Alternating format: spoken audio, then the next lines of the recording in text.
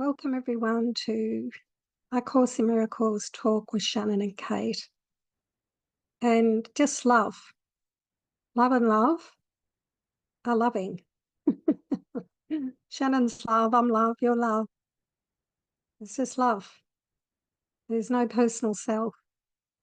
And all we're doing in these little sessions is hearing the whispers to the one mind. The mind's waking up with the little whispers. And we're just allowing the mind a period of time in time to hear the truth.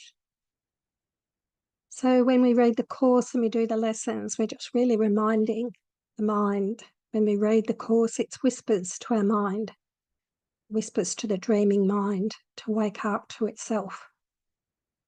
And I was just saying before we came on that, our true self is just this joy and this peace and this love, and it just loves infinitely and effortlessly. And that's our true self, and it's very natural to be a true self, to just love, just be that love. And it's because the thoughts that something should change or something can't be love, or someone is excluded from my love, that's just a thought system that's false. So today I had the guidance for the next couple of weeks this month. He's kind of guiding us to do these series of talks through the month, and then the last week of the month we'll do Christ Blessing again. So today it's section chapter 18, section 8, The Little Garden. If you want to get your book out, if you like to read along, you don't have to. You can relax, lie back, close your eyes, and just enjoy the reading and the meditation. So how this is going to go today is that as we come to a little section, we're going to do some kind of little short meditation on it, and then we'll read on, and then we'll do another short little meditation. It's really nice to do it this way because he's really guided me that these sessions are so because you have put this time aside. So you don't have to get up and make a meal or do dishes or go to work or whatever. You've got this time. So a lot of the time when we're reading the Course, we might read it in the morning and then we have to get up and have a shower and go to work or start our day. And we might feel a little rushed in reading it. So it's kind of nice to put this time aside, to go very slowly through these sections. And the next 3 weeks are going to be talking about his analogies in the Course. So in this section, he has some great little analogies, and we're going to contemplate these analogies and give over some time to just simply allow them to be understood in what he's trying to get us to see in these analogies. So this is going to be really lovely to go through this. And Shannon and I will just allow him to speak through us in what might come through. And sometimes it could just be silence, to say nothing and just let his words speak for what we're asked to do. So let's start. This is about 3-4 pages of text. And so it's really lovely. So I'm not going to give chapter 18, section 8, The Little Garden is where we're reading from.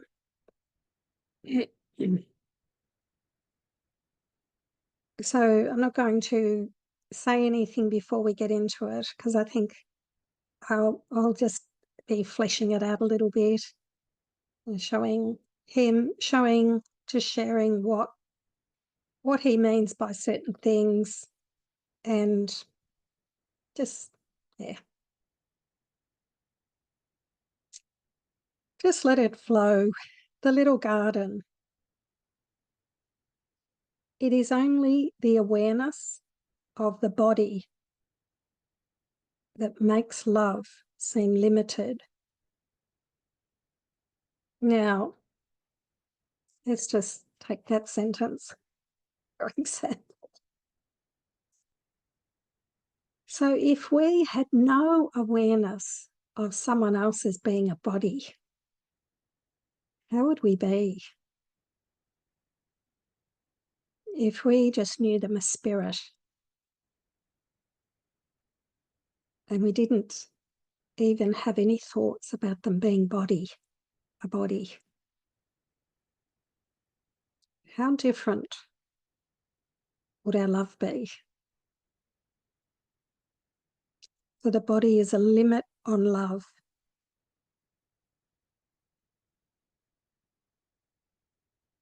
So I might say here,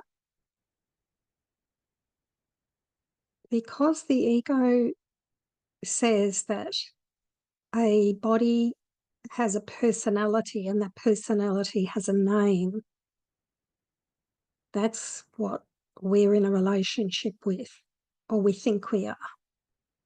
So we limit the love. We limit love because we believe we are a body,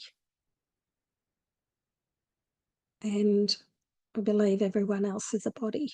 So I'm not going to go too much into that because he really just wants you to focus on that idea that will be helpful in this section.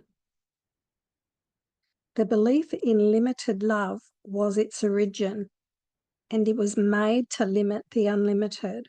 So it comes back to when the mind felt guilty, thinking it had done something, had a misthought, and then there was a series of shifts in the mind, the one mind of Christ, and it shifted, and it had so much guilt and so much fear that it projected out a world, thinking it was outside itself, but this body, or the body you feel yourself to be, is part of the projection. And the mind made this up as a way to escape what it thought was like the wrath of God, thought that this beautiful love had changed and was going to come after it. And so the mind thinks that there's safety in being in a body. It feels that separation is good. But the mind, it's made up. It's kind of like a solution that never works. It's trying to find a solution to the false belief of the wrath of God by projecting a world and projecting bodies and feeling itself now to be in a body.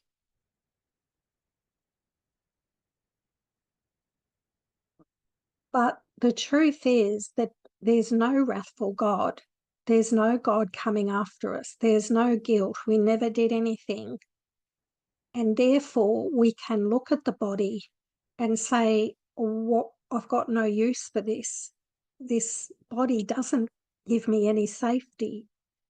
There's no safety here. It's a faulty system, this whole coming away from this infinite love that we were with and trying to get away from something that didn't happen." We find ourselves just absolutely confused about who we are, where we are, what we're meant to be doing, the purpose of our lives, the purpose of this world. There's just massive confusion in our mind because we've so forgotten where we are and who we are. And the waking up is waking up to the fact that nothing here works and that there is a love within us, within our mind, that is calling us home all the time and saying nothing happened, you're not guilty. There's no world, there's no bodies, there's nothing.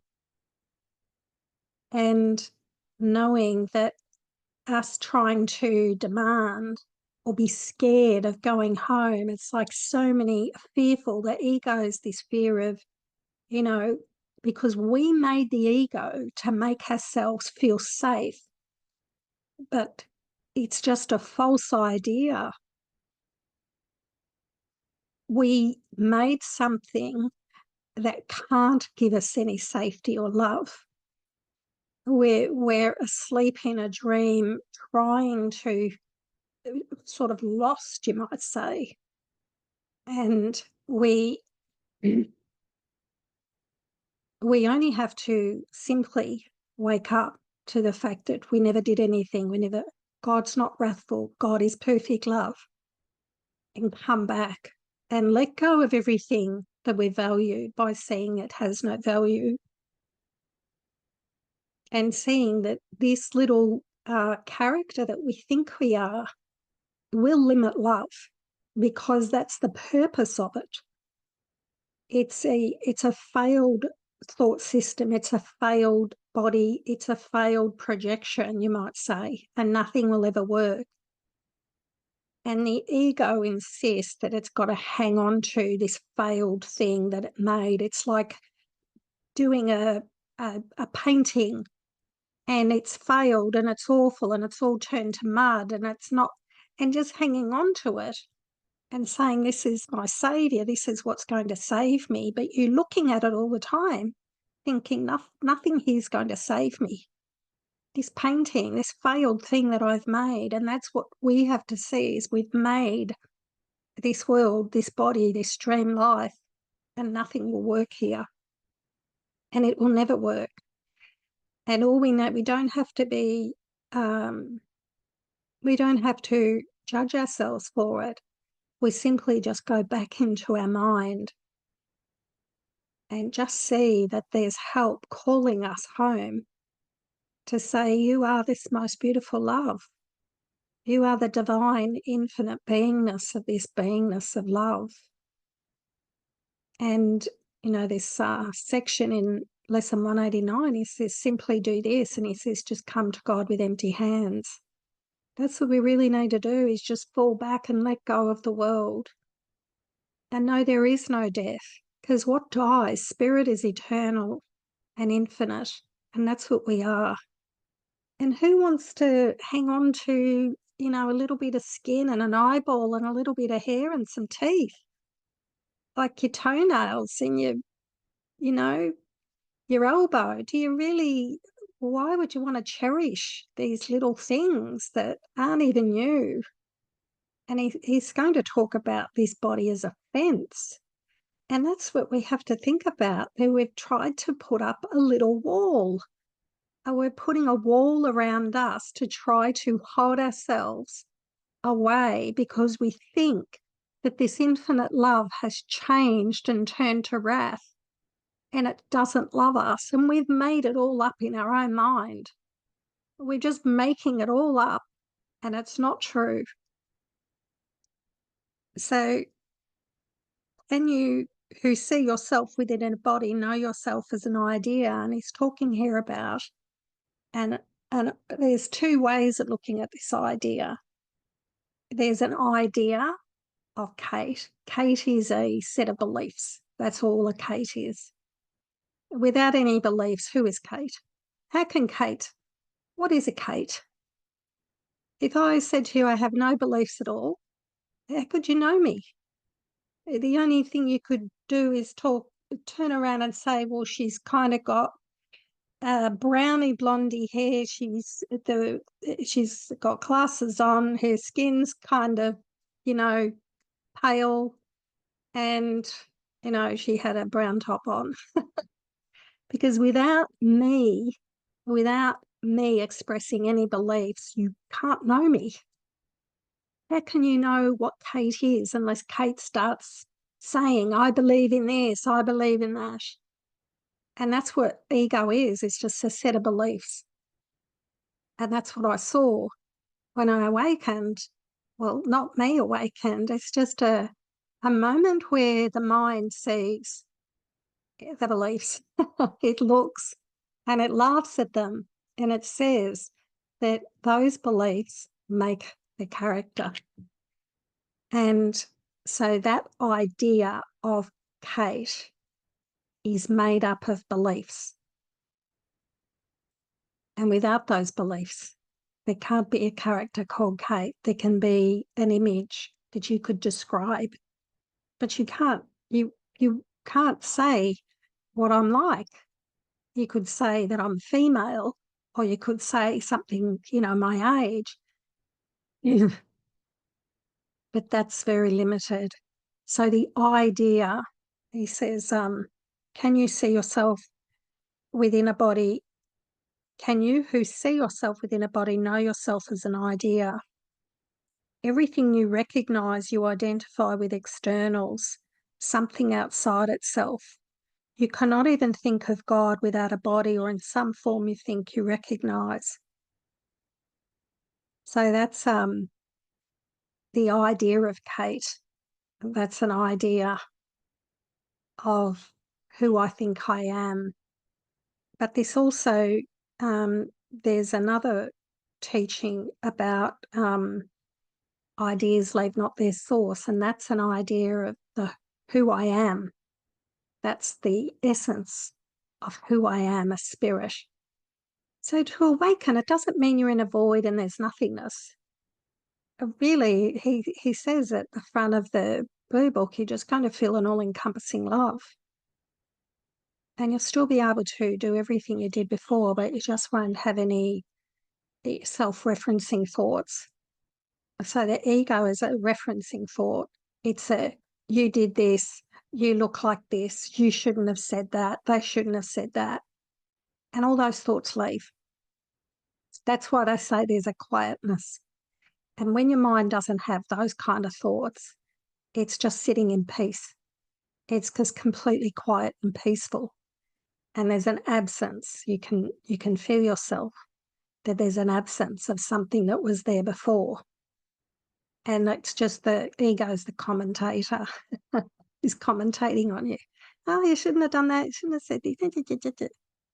And it thinks it's you, and you think it's it. So we're talking about the body here, thinking that you're in a body. So he's kind of getting us to think about the idea of us as a body, and that we're identifying with externals. So he's talking here to try to get us to see where we think we are. So the ego thought system identifies you as a body because it talks to you all day long about you being a body, and you identify with that thought system. So you're identifying with a thought system that's not you, that thinks it's you, and it's telling you all day long you're a body and everyone else is a body. So that's what he's saying here. And of course, it's a limit on love. Shannon, would you like to continue? Thank you. Sure. Thank you, Kate. Yeah, just one thing about the whole idea. Can you know yourself as an idea? For me, Jesus actually had me look at that and really play around with that. And like in meditation, he would bring it in, but then I would carry that throughout my day and remember that I was an idea. And so in that idea place, there's a lot less identification. And so we can really let go of these boundaries and this fence that we've put up. And that's why it's really, I mean, for me, that was helpful. So it's really important to just let him guide us through these concepts and ideas, because we can learn them intellectually, and that's an important part of the process. But then he'll take us through the way that's perfect for us. You know, he says it's an individualized curriculum, and he'll take us through what is best for us to experience what we need to experience. And just playing around with that the idea that I am an idea, I am a thought in the mind of God, instead of this person walking around on an earth, was really an awesome experience. It took me into a flow of letting go of everything, really. Okay, so paragraph 2, the body cannot know. And while you limit your awareness to its tiny senses, you will not see the grandeur that surrounds you. God cannot come into a body, nor can you join him there. Limits on love will always seem to shut him out and keep you apart from him. I love how he says seem there, because it's only a seemingly, God is here. We are in God now, always and forever. So limits on love will always seem to shut him out and keep you apart from him. The body is a tiny fence around a little part of a glorious and complete idea. It draws a circle, infinitely small, around a very little segment of heaven, splintered from the whole, proclaiming that within it is your kingdom, where God can enter not. 8.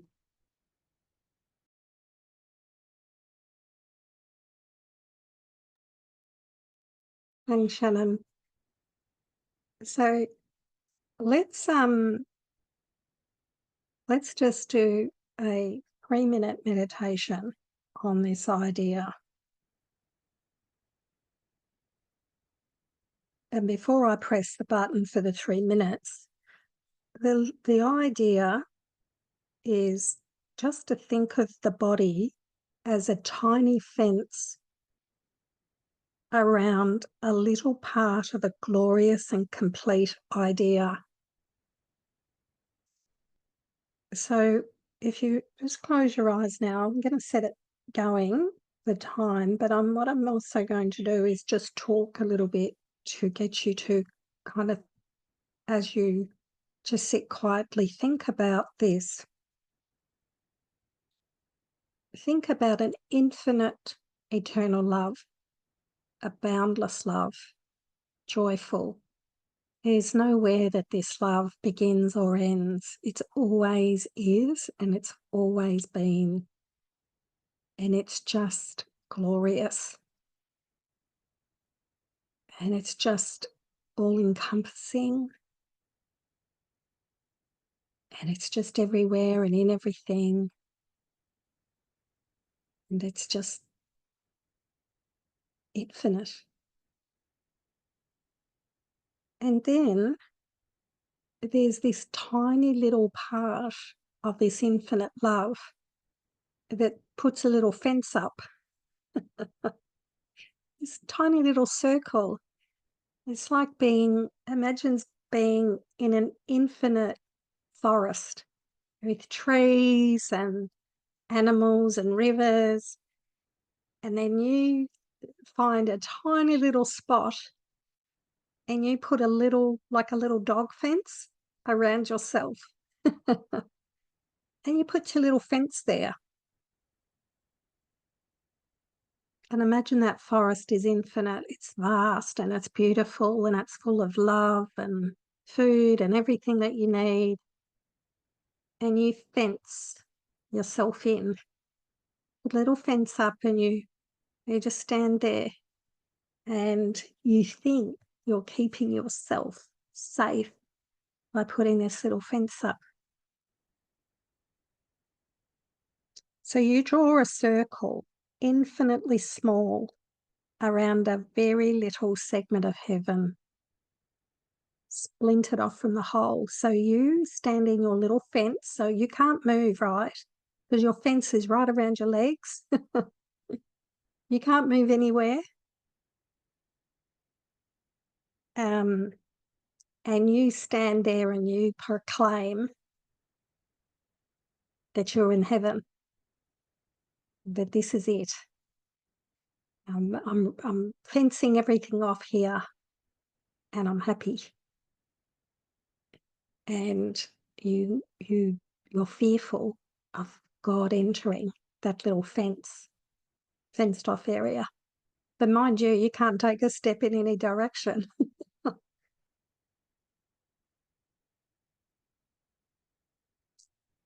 I just want you to notice when you look out from that little, you've got a little dog fence around you, they're kind of just above knee height. And just have a feel how that feels to put yourself in a fenced off area. When you look out and you see the vastness and the freedom and the infinite joy all around you, and you're containing yourself, trying to proclaim that little bit of land where you stand is heaven, and feel that you can't move because you're doing it. You've contained yourself because you think that is your security.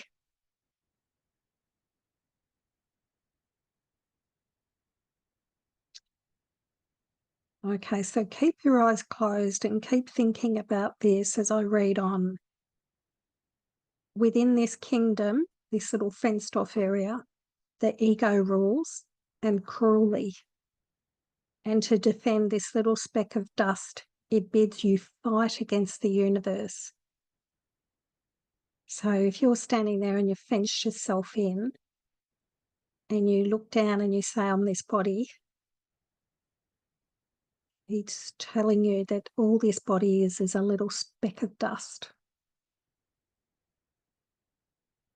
And you look at this little bit of skin, these toenails, these ears and this hair, and you say, this is me. And I'm going to fight tooth and nail because I believe that I am this body. And we start to see the ludicrousy of, what we think is us. This fragment of your mind is such a tiny part of it that could you but appreciate the whole, you would see instantly that is like the smallest sunbeam to the sun, or like the faintest ripple on the surface of the ocean. In its amazing arrogance, this tiny sunbeam has decided it is the sun. This almost imperceptible ripple hails itself as the ocean.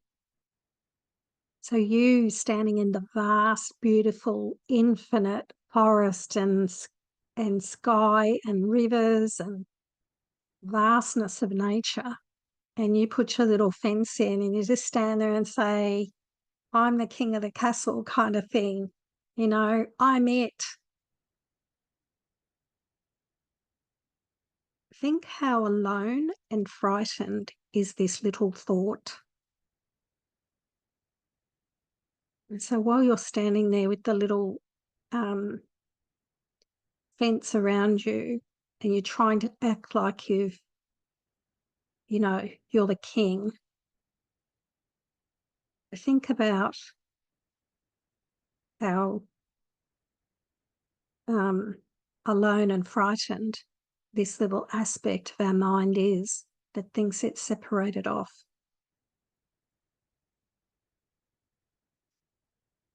This infinitesimal illusion holding itself apart from the universe. The sun becomes the sunbeam's enemy that would devour it. and the ocean terrifies the little ripple and wants to swallow it. So I'm going to do something with those two analogies, but just the analogy of us standing with this little fence around us. When we fence ourselves off in this vast forest, this nature park of millions of acres, we fear the forest, we fear the river, we fear everything. We fear it's going to take away that tiny little part that we're hanging on to, this tiny little 1 foot by 1 foot square of ground that we've fenced off. So we become scared of everything around us, and we think that what we've fenced off is going to keep us safe. Now I'm going to shift into the sun and the sunbeam analogy. So I want you to now feel yourself as a sunbeam, as part of a beautiful sun. Now, just with this sun, I want you to feel that the sun is a beautiful warmth. It's not scorching hot. And so this sun is just a beautiful, lovely warmth. It's beautiful, it's warm, it feels comfortable, it feels really nice. And I want you to imagine you as a joyful little child sunbeam, like a little girl or a little boy, and you're part of the sun rays, the sunbeams coming off the sun.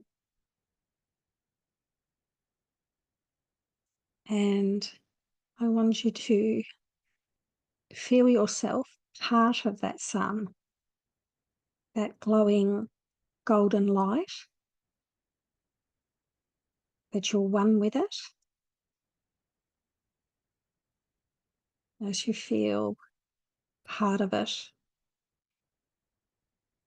and it's beautiful and restful and warm.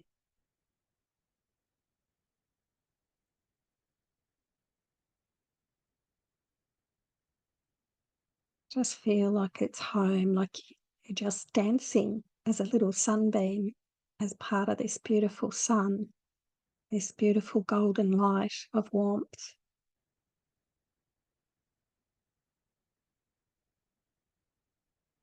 And then just imagine that you say to yourself, oh, I'm going to be separate from this sun. And feel yourself moving away from it. Just feel yourself detaching yourself from it.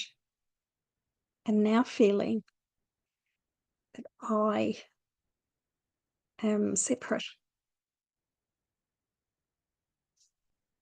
And then think to yourself, I'm now my new sun. I'm going to make myself my sun, myself a sun. So this tiny sunbeam has decided it is the sun. Now I want you to look back at the whole sun. Look back and see the warmth, the glow of this beautiful golden light. And rather than feeling yourself part of it, you feel scared of it. The reason why we're doing this is this is going to show you what we're doing with God. So now we're scared the sun is going to hurt us. And we have to get away from it to protect ourselves. So now we feel alone and frightened as a little sunbeam trying to be its own sun.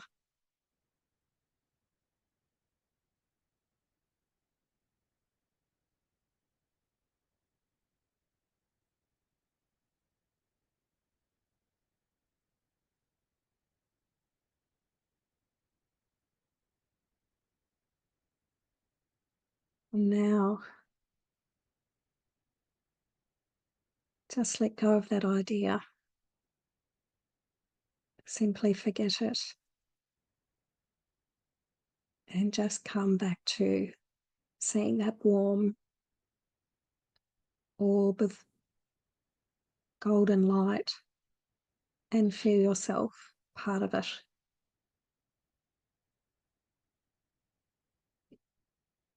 Feel yourself relaxing, letting go, and feeling a oneness.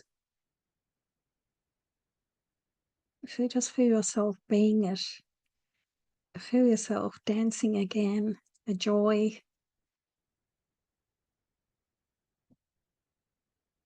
And you're just a sparkle or a little bit of light from this infinite light, not separate part of it.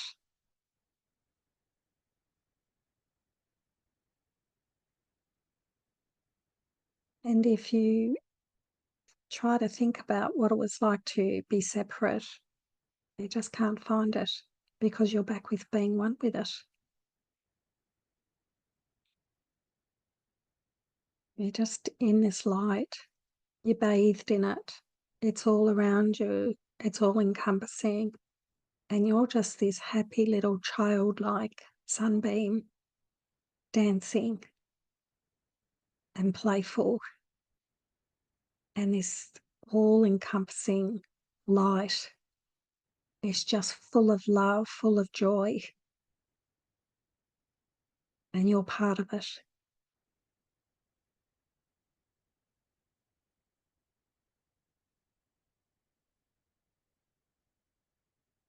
And the sun is completely unaware that this little sunbeam had a little thought that it was separate and then felt alone.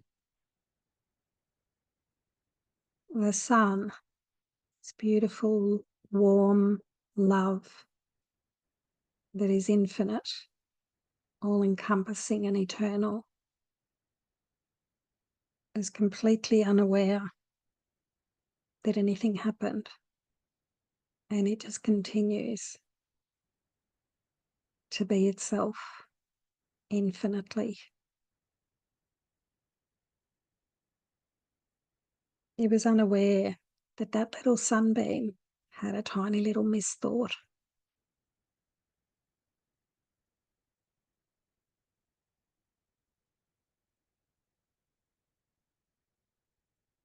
And that wholeness and that glow and that comforting and that beautiful warm love, that little sunbeam was always part of it. It was never not a sunbeam.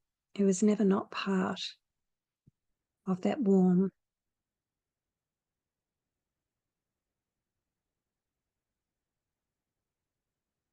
Even when it had a misthought that it was separate, it was always a sunbeam.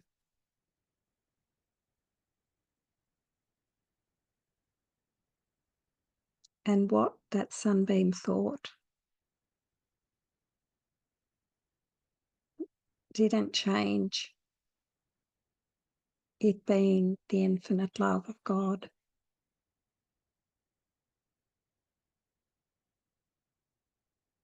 Its whole existence still remains in the beautiful light, glowing light.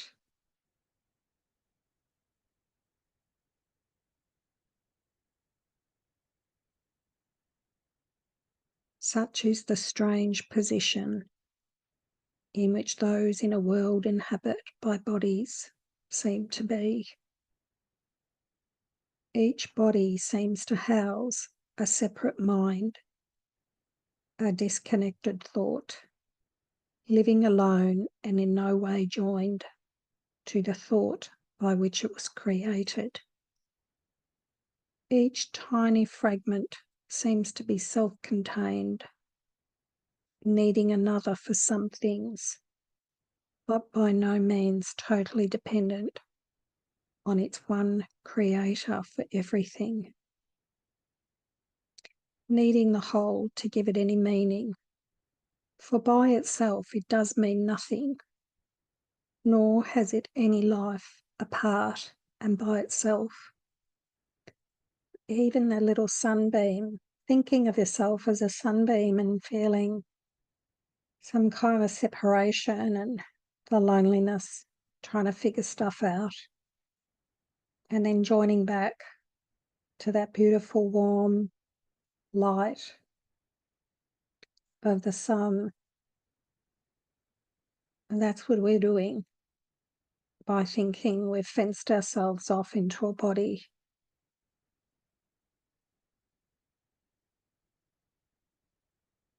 Like to the sun and ocean, yourself continues.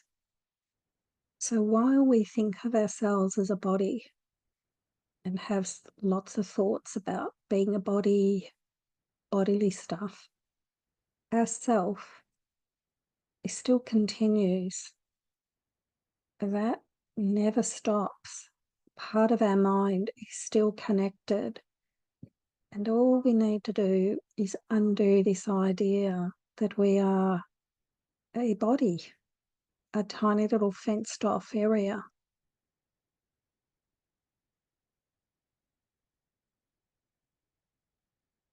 Like to the sun, yourself continues, unmindful that this tiny part regards itself as you.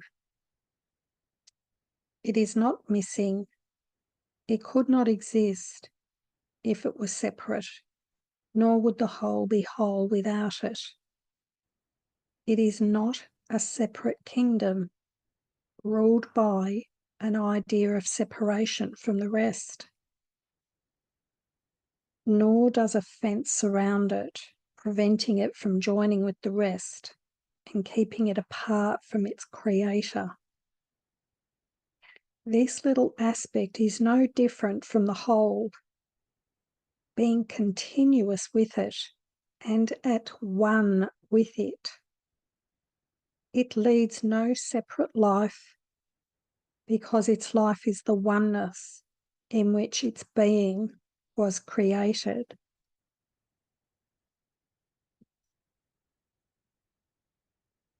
Do not accept this little fenced off aspect as yourself.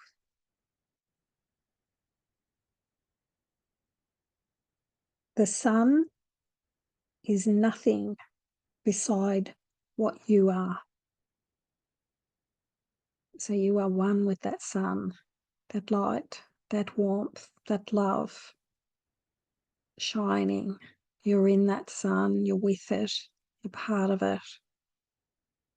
All you do is laugh and dance and sing and joyful as a little sunbeam. And the whole is full of love and infinite joy and happiness. So the sun is the representation of what you are. The sunbeam sparkles only in the sunlight. So it can't sparkle except being in the sunlight as part of this warm sun. Yet the sun is the power that rests in you. There's sun, that warm glow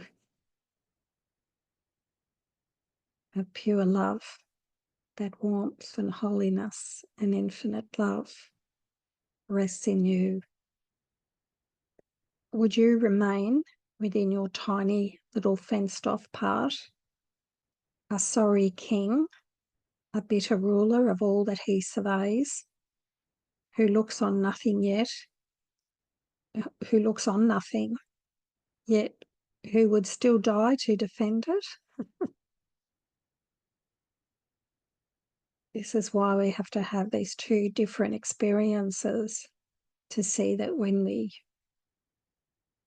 choose to believe that we're a little body, it just doesn't feel, it never feels infinitely joyful. This little self is not your kingdom. Arched high above it and surrounding it with love is the glorious whole, which offers all its happiness and deep content to every part.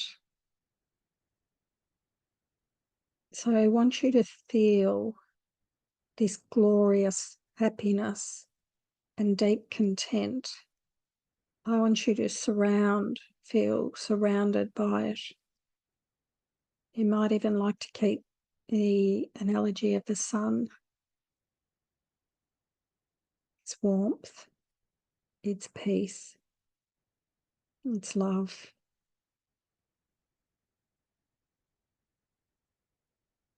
The glorious whole of it. And in being in that, when we drop this idea we're a body and we simply just rest in the glowing light of love, boundless love, we can experience this something that's far beyond this idea of being a little fence.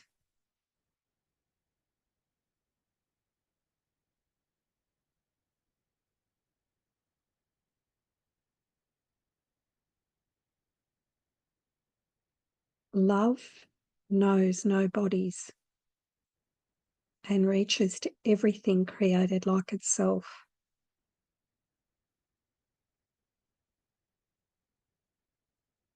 So this love that we're bathing in, having our being in, it just doesn't see any bodies. It's just experiencing everything as love. Its total lack of limit is its meaning. Has no limits. It's limitless.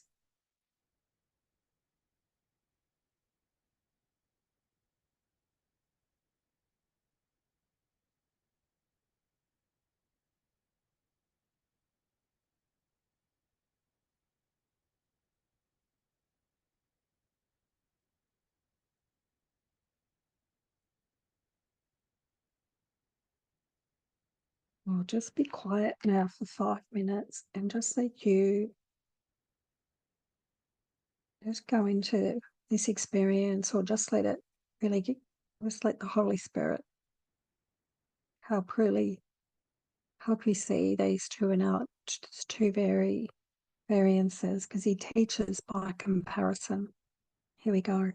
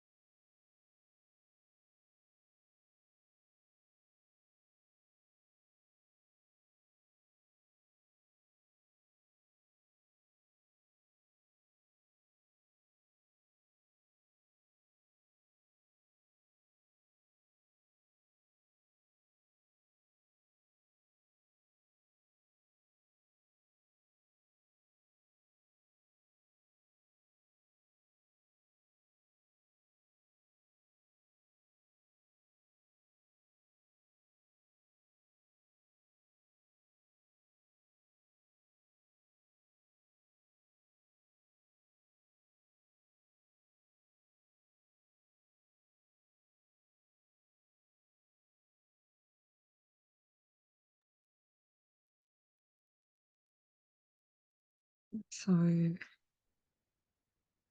I'm feeling to really just leave the session there. There's a couple of other things that we could have done, but it really feels like to let the mind really marinate on this idea and really go into and understand how when we let go and just go into that experience, if you can, just that experience of infinite love, a warmth and a rest and a beingness. And then what it feels like to shift our mind back into feeling separate. And then thoughts of being alone, looking out at separate things, and then shifting back into that experience of oneness. I mean, it's fairly easy for me. Well, it's very simple for me to do that now, but I understand if it's not easy, because there's a lot of fear in our mind about going into these experiences. But if you can really go into it and see the difference and how it feels with those two experiences,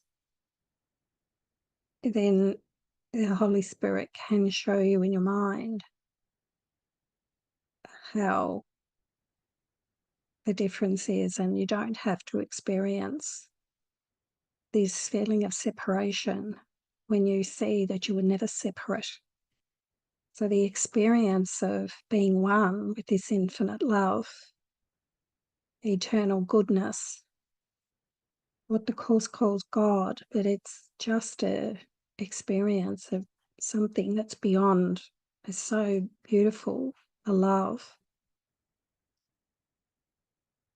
And it's just such a beautiful analogy to show us the contrast between being in God, being in that love, and feeling ourselves walled off and thinking that we're a little self and we have to make it on our own.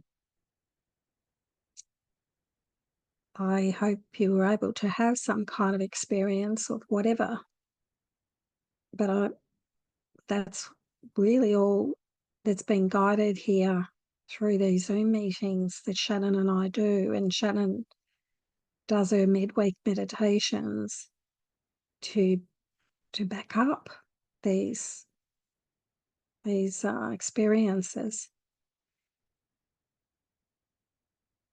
It doesn't matter if you didn't have an experience.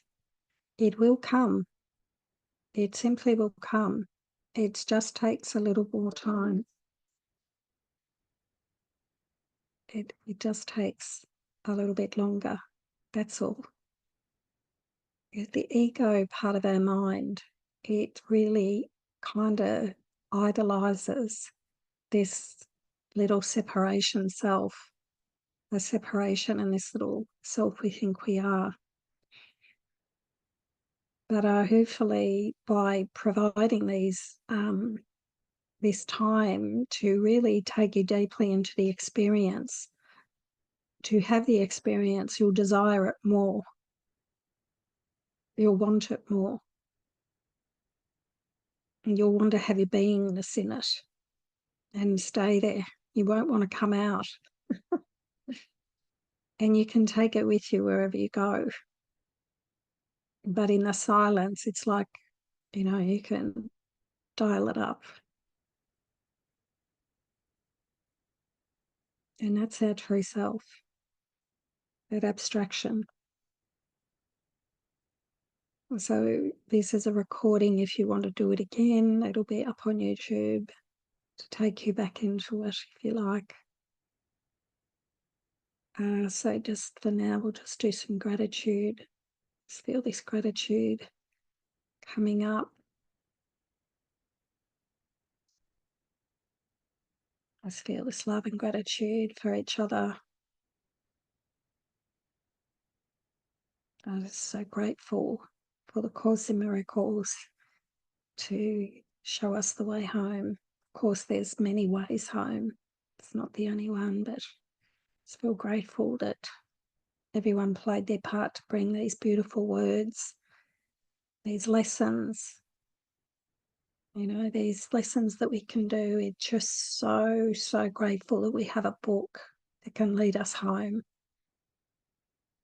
and help us get in touch with our inner guides and the love of Jesus that brings us home. And it just shows us the way. So Elizabeth just says, will it be on YouTube? Yes, it'll be under my Kate Greaves YouTube channel if you like to do it again. So thank you, everyone.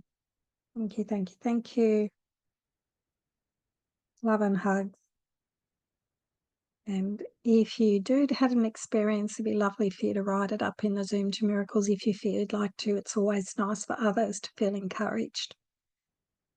It's all we're doing. We're not comparing, we're just encouraging each other. There's no one with any special power to enter, to come to God.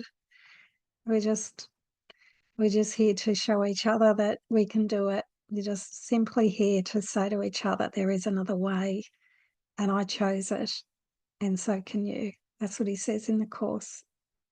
I just lead by a happy face. Love you guys. Blessings. I love you. I bless you, and I honour you. Thank you so much, Shannon. Thanks, everyone. See you next week.